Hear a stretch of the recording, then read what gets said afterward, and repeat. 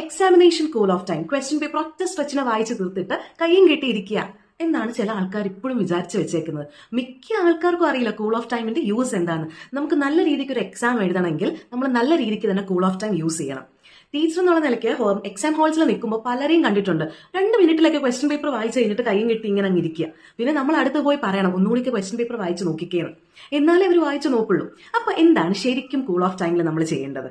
ഒരു question paper കയ്യിൽ കിട്ടുമ്പോൾ നിങ്ങൾ ആദ്യം മനസ്സിലാക്കേണ്ടത് ആ ക്വസ്റ്റ്യൻസിന്റെ ലെവലാണ്. ഏതൊക്കെയാണ് ഈസി ക്വസ്റ്റ്യൻസ്, ഏതൊക്കെയാണ് മോഡറേറ്റ് ലെവൽ ഓഫ് ഡിഫിക്കൽറ്റി, ഏതൊക്കെയാണ് ഡിഫിക്കൽട്ട് ക്വസ്റ്റ്യൻസ്.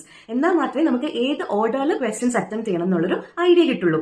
ഇനി ഏത് ഓർഡറിലായിരിക്കും? ഇപ്പൊ ഞാൻ പറയുകയാണെങ്കിൽ ഈസി ക്വസ്റ്റ്യൻസ് ആദ്യം ചെയ്യാൻ പറയും. കാരണം എന്ന് വെച്ചാൽ നമുക്ക് സമയം ഒത്തിരി ലാഭിക്കാൻ പറ്റും. ഈസി ക്വസ്റ്റ്യൻസ് നമുക്ക് പെട്ടെന്ന് എഴുതാൻ പറ്റും, അപ്പോൾ സമയം ലാഭിക്കാൻ പറ്റും. അത് എഴുതി കഴിയുമ്പോൾ നമുക്ക് അറിയാനുള്ള question, moderate level of questions, അതായത് ഹാർഡാണ് പക്ഷെ എന്നാലും നമുക്ക് അറിയാം, അങ്ങനെയുള്ള ക്വസ്റ്റ്യൻസ് അറ്റംപ്റ്റ് ചെയ്യണം.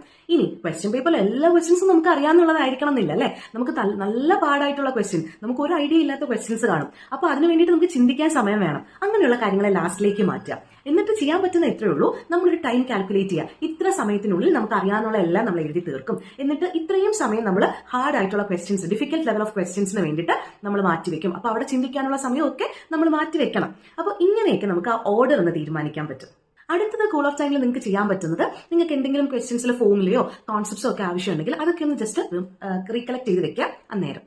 ഇനി വളരെ ഇമ്പോർട്ടന്റ് ആയിട്ടുള്ള ഒരു കാര്യം, ഞാൻ നേരത്തെ പറഞ്ഞു നിങ്ങളോട് സമയം നിങ്ങളൊന്ന് ആലോചിച്ച് വെക്കണമെന്ന്. അപ്പോൾ സപ്പോസ് 12:30 കഴിയുന്ന ഒരു എക്സാം ആണെങ്കിൽ 12:20 നിങ്ങൾ എക്സാം കഴിയും എന്നുള്ളൊരു രീതിക്ക് വേണം പ്ലാൻ ചെയ്യാൻ. കാരണം എന്താണെന്നറിയോ? കാരണം അറിയാൻ അടുത്ത വീഡിയോ.